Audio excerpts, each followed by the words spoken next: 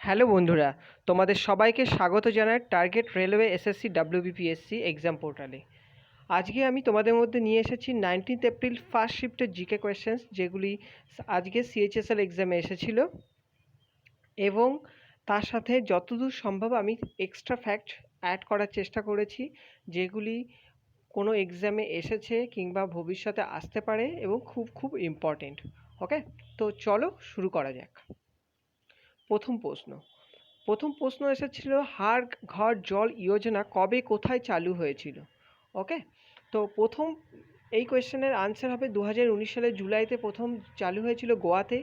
এবং এই ক্ষেত্রে এটাও মনে রাখবে, গোয়া কিন্তু একমাত্র স্টেট যারা এই টার্গেটটা অ্যাচিভ করে দিয়েছে। যদিও গভর্নমেন্ট এটার জন্য টার্গেট রেখেছিল 2024, but Goa is the only state যারা সমস্ত ঘরে পাইপড ওয়াটার পৌঁছিয়ে দিতে পেরেছে। এর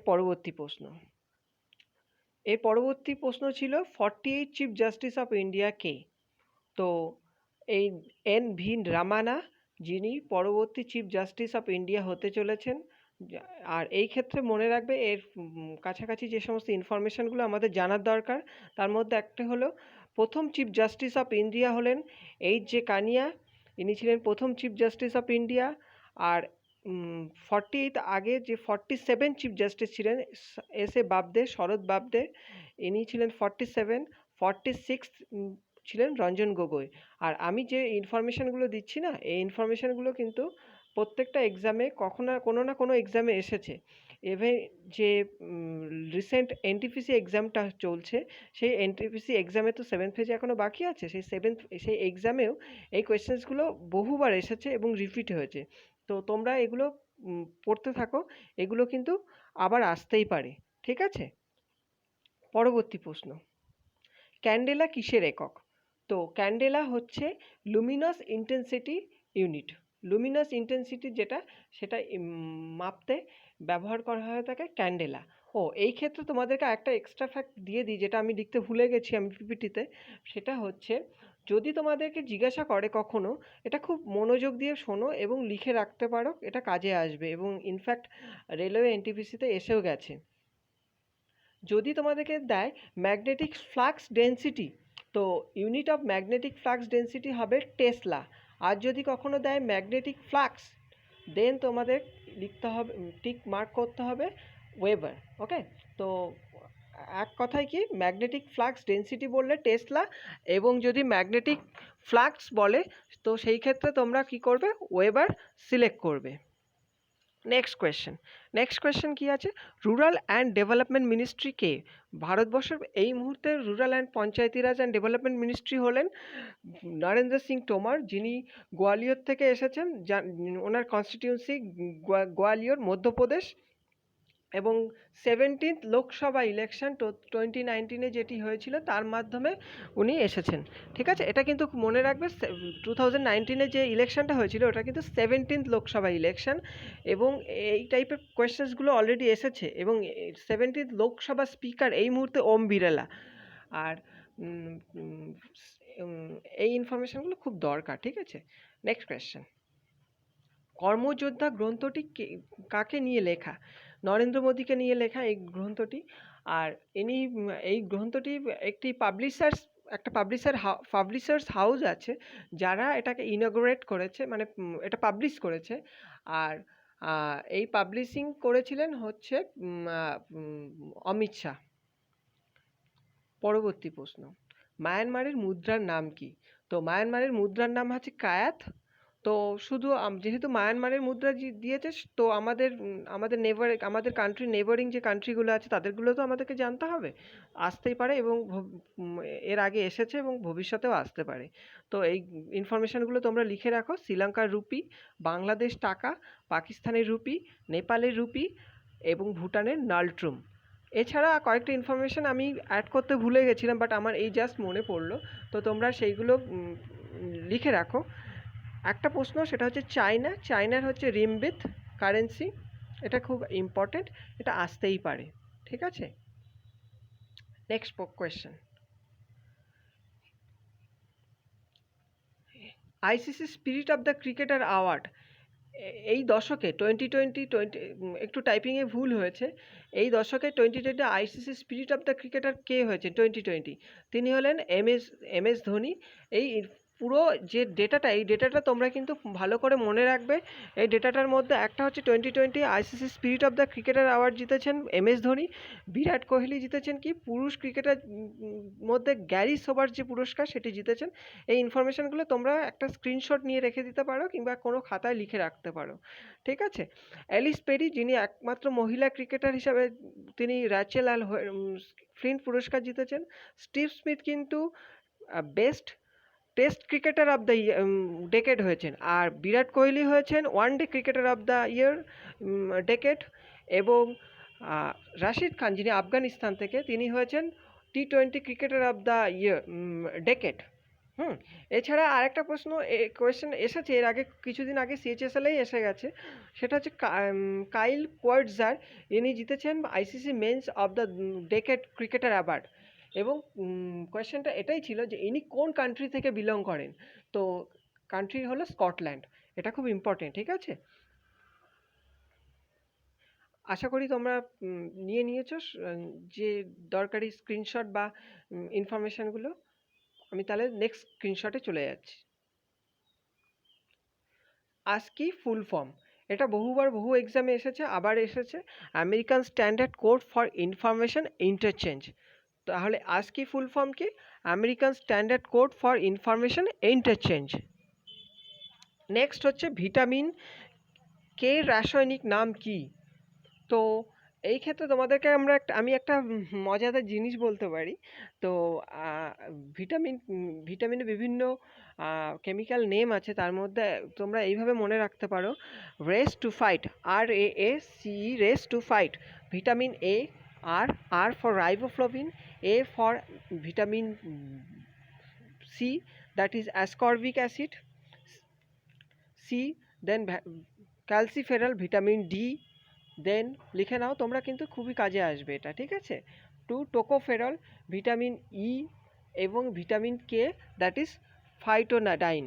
তো এখানে ফাইটোডাইন আর বাকি যে সমস্ত ভিটামিনগুলো আছে সমস্ত আমি কিন্তু এখানে দিয়ে রেখেছি। তার মধ্যে কয়েকটা ইম্পর্টেন্ট আছে, যেমন B9, B12, ঠিক আছে? B9 কিন্তু ফলিক অ্যাসিড, অ্যান্ড B12 হচ্ছে কোবালমিন। এই কোয়েশ্চেনটা বহুবার এসেছে। তো এই কোয়েশ্চেনটা তোমাদেরকে এই দুটো খুব করে তোমাদেরকে জেনে যেতে হবে।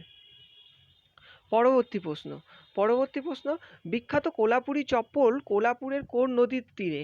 মানে এই যে কোলাপুরি চপ্পল সম্পর্কে আমরা শুনেছি, কিন্তু এই যে কোলাপুর সিটি, যে শহরটা, টাউনটা, এইটা এইটা মহারাষ্ট্রের কোথায় অবস্থিত? মানে মহারাষ্ট্রে অবস্থিত, কিন্তু এটা কোন নদীর তীরে অবস্থিত? সেটা হচ্ছে কৃষ্ণা নদীর একটা ট্রিবিউটারি আছে, পঞ্চগঙ্গা নদী। সেই পঞ্চগঙ্গার তীরে আছে কৃষ্ণা নদী। আর এছাড়া কয়েকটা ইম্পর্টেন্ট তোমরা করে যাবে, সেটা হচ্ছে নাসিক গোদাবরী নদীর তীরে, সুরাট কাকরাপাড়, এটা তাপ্তি নদীর তীরে, হায়দ্রাবাদ মুসি নদীর তীরে, অযোধ্যা সরজু নদীর তীরে, লখনৌ গোমতী নদীর তীরে, কলকাতা হুগলি নদীর তীরে। এটা তোমরা বাঙালিরা সবাই জানো। এইগুলো ইম্পর্টেন্ট খুব। পরবর্তী প্রশ্ন, সুপ্রিম কোর্ট কবে এস্টাবলিশড হয়েছিল? ঠিক আছে, 26 জানুয়ারি 1950-এ সুপ্রিম কোর্ট এস্টাবলিশড হয়েছিল। তো সুপ্রিম কোর্ট এস্টাবলিশড হয়েছিল, এবং সুপ্রিম কোর্টের যিনি 26 জানুয়ারিতে এস্টাবলিশ হয়েছিল, কিন্তু এই প্রথম যে এটা কিন্তু সুপ্রিম কোর্টে আলাদা বিল্ডিং ছিল না তখন, কিন্তু সংসদ ভবনেই সুপ্রিম কোর্টের যা কাজকর্ম, মানে যেটা অ্যাডমিনিস্ট্রেটিভ বা অফিসিয়াল কাজ, সেগুলো সেখানেই হতো। বাট 28 জানুয়ারি 1950-এ অফিসিয়ালি ইনঅগরেট করা হয় সুপ্রিম কোর্টের বিল্ডিং, যেটা এখন পর্যন্ত আমরা জানি সেইটাই, ঠিক আছে? এছাড়া এই রিলেটেড কয়েকটা ইনফরমেশন আমাদের জানার দরকার সেই সময়কার, যেমন ইলেকশন কমিশন অফ ইন্ডিয়া, যেটা 25 জানুয়ারি 1950-এ এটা এস্টাবলিশড হয়েছিল। আর এই ক্ষেত্রে আরেকটা প্রশ্ন খুব মানে ফেভারিট কোয়েশ্চেন TCS-এর, যেটা ওরা বিভিন্ন এক্সামে দিয়ে থাকে, যে election commission of India 26 first election commission of ইন্ডিয়ার ফার্স্ট চিফ ইলেকশন কমিশনার কে ছিলেন? তিনি ছিলেন সুকুমার সেন। ঠিক আছে, এই প্রশ্নটা খুব ইম্পর্টেন্ট প্রশ্ন, এটা বহুবার এসেছে, আবার আসতেই পারে। তো এর পরের প্রশ্ন, জাতীয় সঙ্গীত। জাতীয় সঙ্গীত ন্যাশনাল অ্যানথেম, এই ন্যাশনাল অ্যানথেম কবে অ্যাকসেপ্ট করা হয়েছিল? 24 জানুয়ারি 1950-এ এটাকে অ্যাকসেপ্ট করা হয়েছিল ভারতবর্ষের জাতীয় সঙ্গীত ন্যাশনাল অ্যানথেমে। আর এই ক্ষেত্রে একটা কথা, যদি জিজ্ঞাসা করা হয়ে থাকে যে কোন সেশনে কবে ফার্স্ট টাইম ন্যাশনাল অ্যানথেম বা জাতীয় সঙ্গীতকে বাজানো হয়েছিল, সেটা কংগ্রেসের সেশন 1911 সালে, সেটা হচ্ছে কলকাতা সেশনে করা হয়েছিল। এবং এই সেশনের বি এন ধর লিখে নাও, ইনি ছিলেন সভাপতি করেছিলেন। ঠিক আছে, এই সেশনে। আর সেই সাথে যেহেতু আমরা ন্যাশনাল অ্যানথেম করছি, তো ন্যাশনাল সংও আমাদেরকে জানতে হবে। ন্যাশনাল সং কিন্তু 1893-তে হয়েছিল। এটা হচ্ছে রহমতুল্লাহ সাহানি যিনি করেছিলেন, মানে প্রেসিডেন্ট ছিলেন কংগ্রেস সেশনে, সেটাও কলকাতাতেই হয়েছিল। সেটা হচ্ছে 1893-এ। নেক্সট কোয়েশ্চেন, আর একটা ইনফরমেশন, সেটা হচ্ছে 22 জুলাই 1947 এই দিনে ন্যাশনাল ফ্ল্যাগ এটাকে অ্যাকসেপ্ট করা হয়েছিল। ঠিক আছে, এটাও একটা ইম্পর্টেন্ট প্রশ্ন। আর হ্যাঁ, ইন্ডিয়ার বাইরে প্রথম স্টুটগার্ডে, জার্মানির স্টুটগার্ডে ভিকাজি কামা, ইনি কিন্তু ইন্ডিয়ান ন্যাশনাল ফ্ল্যাগ করেছিলেন, মানে হয়েস্ট করেছিলেন। সেটা হচ্ছে ফার্স্ট টাইম ইন্ডিয়ার বাইরে। তো এইটা, এই ক্ষেত্রে ইনফরমেশনটা তোমাদের দরকার। পরের প্রশ্ন পড়েছে, লিঙ্গা কানামাকি ড্যাম কোথায় অবস্থিত? লিঙ্গা কানামাকি ড্যাম, এটা হচ্ছে কর্ণাটক রাজ্যে অবস্থিত। কর্ণাটক রাজ্য সরকার 1964 সালে নির্মাণ করেছিলেন। সাগর তালুকের কারাগাল গ্রামে এই বাঁধটি নির্মাণ করা হয়েছিল। একটি ইনফরমেশন ভুল আছে হয়তো, এখানে 2.74 কিলোমিটার হবে, আর মাইলে 1.7 মাইল। এটা হচ্ছে সারাবতী নদীর তীরে। সারাবতী নদী যখন এসে গেল, আমাদের এই ক্ষেত্রে মনে রাখতে হবে ভারতবর্ষের সবথেকে উচ্চতম জলপ্রপাত যেটা ওয়াটারফল, সেটা হচ্ছে কিন্তু সারাবতী নদীর উপরে, সেটা ওয়াটারফল বা নামে পরিচিত। ঠিক আছে, এটাও কিন্তু খুব ইম্পর্টেন্ট, বহুবার এসেছে। তো ওয়াটারফলে এটা মনে রাখবে। পরবর্তী প্রশ্ন, রিমোট সেন্সিং থার্মোমিটারের নাম কি?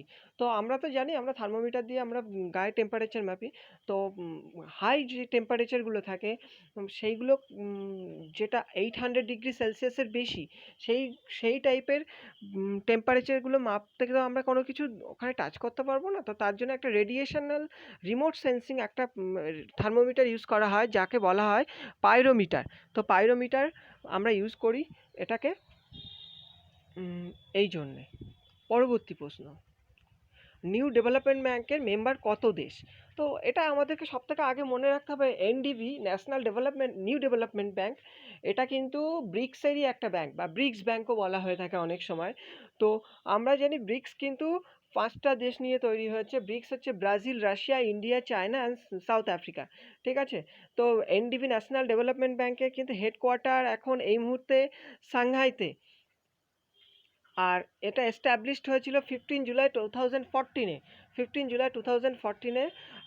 NDB national development bank established হয়েছিল। রাইট নাও এই মুহূর্তে মার্কোস ট্রাইজো, ইনি ব্রাজিলের লোক, ইনি হচ্ছেন এনডিবির চেয়ারম্যান। আর রিজিওনাল অফিস করেছে ওরা রিসেন্টলি, এটা একটা কারেন্ট অ্যাফেয়ার্স ইম্পর্টেন্ট ইনফরমেশন, যেটা হচ্ছে জোহান্সবার্গ সাউথ আফ্রিকাতে নিউ ডেভেলপমেন্ট ব্যাংকের একটা নতুন রিজিওনাল অফিস হয়েছে। প্রথম হাইকোর্ট কবে কোথায় হয়েছিল? তো প্রথম হাইকোর্ট হচ্ছে 1962 সালে কলকাতা হাইকোর্ট তৈরি হয়েছিল। সেই সময় লর্ড ক্যানিংয়ের সময়, লর্ড ক্যানিংকে কিন্তু আমরা জানি উনি ছিলেন প্রথম ভাইসরয় অফ ইন্ডিয়া। আর এই হাইকোর্টটি আন্ডার কাউন্সিল অ্যাক্ট 1861 স্থাপিত হয়েছিল, সেটাও আমাদের মনে রাখতে হবে। এরপরে একটা প্রশ্ন এসেছিল, লুসুং ফেস্টিভ্যাল কোন রাজ্যে সেলিব্রেট হয়? তো লুসং ফেস্টিভ্যাল হচ্ছে সিকিমে সেলিব্রেট হয়, এটা একটা নিউ ইয়ার সেলিব্রেশন। ওরা নিউ ইয়ার যে সেলিব্রেট করে সেই ফেস্টিভ্যালকে লুসং ফেস্টিভ্যাল বলে। আমাদের যেমন পয়লা বৈশাখ ওদের মতো ওই রকমই আছে।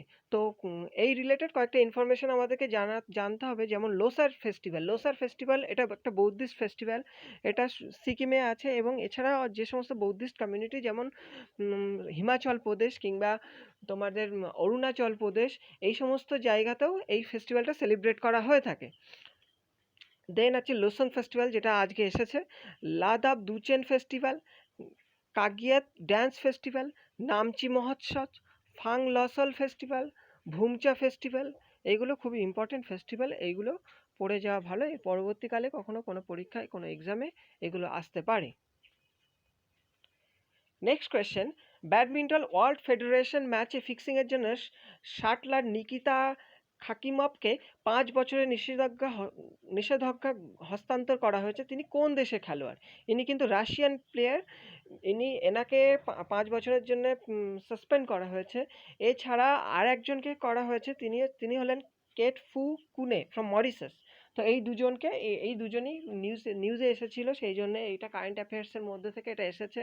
এটা ভবিষ্যতে বিভিন্ন এক্সামে আসতে পারে, রেলওয়েতেও আসতে পারে। তো এটা জেনে রাখা ভালো। ঠিক আছে, পরবর্তী প্রশ্ন, ট্রাকোমা এটা কোন অঙ্গকে প্রভাবিত করে? ট্রাকোমা একটা ডিজিজ যেটা হচ্ছে আইসকে প্রভাবিত করে। ট্রাকোমা, গ্লোকোমা, এই দুটো শব্দ যদি তোমরা পাও, এটা কিন্তু আইস হবে। ঠিক আছে, চোখের সমস্যার জন্য এই এই এই অঙ্গকে প্রভাবিত করে এই দুটো, trachoma and glaucoma. Indian astronomical observatory কোথায় অবস্থিত? ইন্ডিয়ান অ্যাস্ট্রোনমিক্যাল অবজারভেটরি এটা কিন্তু লে লাদাখে অবস্থিত। আর এই ইন্ডিয়ান অ্যাস্ট্রোনমিক্যাল অবজারভেটরি সব থেকে হায়েস্ট পয়েন্টে, ইন্ডিয়াতে সব থেকে হায়েস্ট পয়েন্টে, যেটা পৃথিবীর মধ্যে সেটা। আর এটা কিন্তু অ্যাক্টিভ আছে 2001 সাল থেকে। তো এই ক্ষেত্রে কয়েকটা প্রশ্ন আমাদেরকে জেনে রাখা দরকার, যেহেতু এটা এসেছে। যদি বলে ইন্ডিয়ান অ্যাস্ট্রোফিজিক্স কোথায় অবস্থিত, তো ওটা কিন্তু পুনেতে অবস্থিত। আর যদি বলে তোমাদেরকে ইন্ডিয়ান অ্যাস্ট্রোনমি রেডিও ফিজিক্স, দেন সেক্ষেত্রে কিন্তু তোমরা ওটাকে তামিলনাড়ু করে দেবে। ঠিক আছে, হ্যাঁ। আর যদি তোমাদের প্রশ্ন আসে যে হ্যাঁ, আরও কয়েকটা আমি তোমাদেরকে একটা আলাদা ভিডিও বানিয়ে দেবো, যে ইম্পর্টেন্ট ইনফরমেশানগুলো থাকবে, যেখানে আমাদের ইন্ডিয়াতে যে সমস্ত রিসার্চ স্টেশনগুলো আছে এবং রিসার্চ ফেসিলিটিসগুলো আছে, সেগুলো নিয়ে, যেগুলো ইম্পর্টেন্ট, খুব ভেরি ভেরি ইম্পর্টেন্ট। সব তো আর পড়া যায় না, যেগুলো ভেরি ইম্পর্টেন্ট, যেগুলো এক্সামে এসেছে এবং আসতে পারে এবং নিউজে আছে, সেইগুলো আমি একটা বানিয়ে দেবো পরে। পরবর্তী প্রশ্ন, এখানে প্রশ্নটা হচ্ছে আইসিসি পুরুষ ক্রিকেটার গারফিল্ড সোবার্স যে প্রাইজটা ডেকেটস, সেটা কে পেয়েছেন? সেটা হচ্ছে বিরাট কোহলি। বিরাট কোহলি এই পুরস্কারটা পেয়েছেন। পুরুষ ক্রিকেটারের মধ্যে স্যার গারফিল্ড সোবার্স পুরস্কার পেয়েছিলেন। ঠিক আছে, পরের প্রশ্ন, ইউএনইপি অ্যাম্বাসাডার কে ভারতবর্ষ থেকে? তো ইউএনইপি অ্যাম্বাসাডার কে? ইউএনইপি যে ইউনাইটেড নেশন এনভায়রনমেন্ট প্রোগ্রাম, যেটার হেডকোয়ার্টার হচ্ছে নাইরোবিতে, এবং 1972-তে এটা এস্টাবলিশড হয়েছিল। আর ইউএনইপি কিন্তু একটা ইউনাইটেড নেশনেরই একটা অর্গ্যান। আর ইউএনইপিতে 1970, হ্যাঁ, ইউএনইপি এটা এইগুলো দরকার। ঠিক আছে, খুশি চিন্দালিয়া, যিনি হলেন এই মুহূর্তে ইউএনইপির অ্যাম্বাসাডার ফ্রম ভারতবর্ষ থেকে। আর যদি, হ্যাঁ, এটা মনে রাখবে, গুড উইল অ্যাম্বাসাডার বলে, তিনি কিন্তু দিয়া মির্জা হলেন গুড উইল অ্যাম্বাসাডার। আর এমনি ইউএনপির এমনি অ্যাম্বাসাডার বলে তিনি হলেন খুশি চিন্ডালিয়া। তাছাড়া আরও কয়েকটা এক্সট্রা ইনফরমেশান তোমাদেরকে দিচ্ছি, যেগুলো রেলওয়ে এনটিপিসিতে এসেছিলো, সেই একই রকম কাজ, একই থেকেই এসেছে এবারও। তো এই ইনফরমেশানগুলোর মধ্যেও যদি ভবিষ্যতে আসে, এর মধ্যেই এসে যাবে। তার মধ্যে হচ্ছে ইউএনডিপির গুড উইল অ্যাম্বাসাডার হচ্ছে Padma Lakshmi. UNDP, united nation development programme, এটা এটা কিন্তু অবস্থিত নিউ ইয়র্কে। এরপরে হচ্ছে ইউনিসেফ। ইউনিসেফ কোথায়? ইউনিসেফ হচ্ছে, এটা হচ্ছে নিউ ইয়র্কে অবস্থিত। ইউনিসেফে কে আছেন? প্রিয়াঙ্কা চোপড়া সিলেক্টেড হয়েছিলেন ইউনিসেফের অ্যাম্বাসাডার হিসাবে। এছাড়া আছে ইউনিসেফ ইন্ডিয়া। ইউনিসেফ ইন্ডিয়া হচ্ছে হিমা দাস 2016-তে। ইয়ংগেস্ট হচ্ছে মিলি ববি ব্রাউন। ইনি হচ্ছে ইয়ংগেস্ট অ্যাম্বাসাডার ইউনিসেফে সিলেক্টেড হয়েছিলেন 2018-তে। আর ইউনাইটেড নেশন এনভায়রনমেন্ট প্রোগ্রাম, যেটা খুশি চিন্ডালিয়া, এটা তো এর আগেও এসেছে রেলের এক্সামে, এবার আজকে আবার এসেছে সিএইচএসএল এক্সামে। তো এটা খুব ইনফরমেশন, পুরো ফ্যাক্টটা। পরের প্রশ্ন, আন্তর্জাতিক গীতা মহোৎসব 2020 কোথায় সেলিব্রেট হয়েছিল? তো আন্তর্জাতিক গীতা মহোৎসব কুরুক্ষেত্র, হরিয়ানাতে সেলিব্রেট হয়েছিল। এটা 11th মহোৎসব ছিল। এরকমভাবে প্রশ্নটা আসতে পারে যে 11th ইন্টারন্যাশনাল গীতা মহোৎসব কোথায় হয়েছিল। তো ওরা কিন্তু প্রশ্ন এখন যেহেতু ইয়ার দিয়ে দিয়েছে, পরের বার হয়তো কততম এরকম তুলে দিয়ে দিতে পারে। তো সেই ক্ষেত্রে মনে রাখবে হরিয়ানা কুরুক্ষেত্রে হয়েছিল। আর 5th ইন্টারন্যাশনাল রামায়ণ ফেস্টিভ্যাল, যেহেতু গীতা থেকে এসেছে তো রামায়ণটাও আমাদেরকে দেখে যেতে হয়। এটা লাস্ট টাইম হয়েছিল 2019-এ। তো সেটা ছিল 5 নম্বর ইন্টারন্যাশনাল রামায়ণ ফিল্ম ফেস্টিভ্যাল, যেটা নিউ দিল্লিতে হয়েছিল, লখনৌতেও হয়েছিল এবং পুনেতেও হয়েছিল। পরবর্তী প্রশ্ন, রক এডিক্স কার সময়কাল?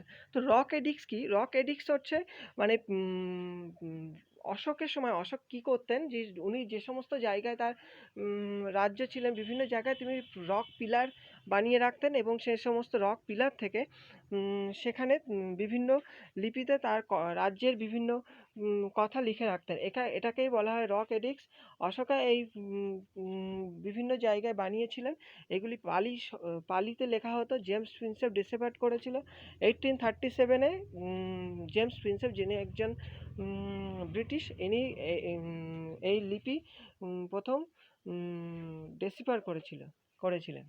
পরবর্তী প্রশ্ন, ডায়মন্ড কোন রাজ্যে খনন করা হয়ে থাকে? সব থেকে বেশি মধ্যপ্রদেশে ডায়মন্ড খনন করা হয়ে থাকে, যেখানে মধ্যপ্রদেশে। এছাড়া এই এই রিলেটেড ইনফরমেশন, যেমন গোল্ড আছে, গোল্ড হচ্ছে কর্ণাটকাতে পাওয়া যায়।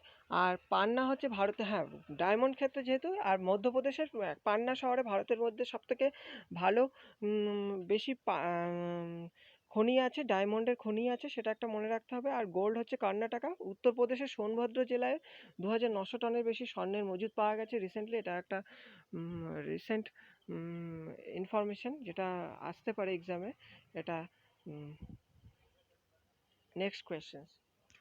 অ্যান্ড এই কোয়েশ্চেনটা হচ্ছে, 4th খেলো ইন্ডিয়া গেমস কোন রাজ্যে খেলা হয়েছিল? তো 4th খেলো ইন্ডিয়া গেমস হচ্ছে এবার হরিয়ানাতে হবে 2021-এ। খেলো ইন্ডিয়া ফার্স্ট গেমস হয়েছিল নিউ দিল্লিতে 2018-এ। 2019-এ হয়েছিল পুনেতে। দেন থার্ড হয়েছিল আসামে 2020-তে। আর 2020-তে কয়েকটা এক্সট্রা ইনফরমেশন ফ্যাক্ট আমাদেরকে জেনে রাখতে হবে। যেমন এখানে থার্ড এডিশন যেটা হয়েছিল, সেখানে কিন্তু মহারাষ্ট্র চ্যাম্পিয়ন হয়েছিল, মানে ফার্স্ট র্যাঙ্ক করেছিল, এবং সেকেন্ড র্যাঙ্ক করেছিল হরিয়ানা। তো এটাও একটা ফ্যাক্ট।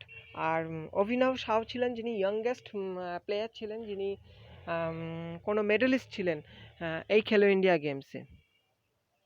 তো আশা করি তোমাদের সমস্ত 26টা কোয়েশ্চেন্স যেগুলো আমি পেয়েছিলাম, 25টা প্রশ্ন, সবগুলোই তোমাদেরকে দেখিয়ে দিয়েছি।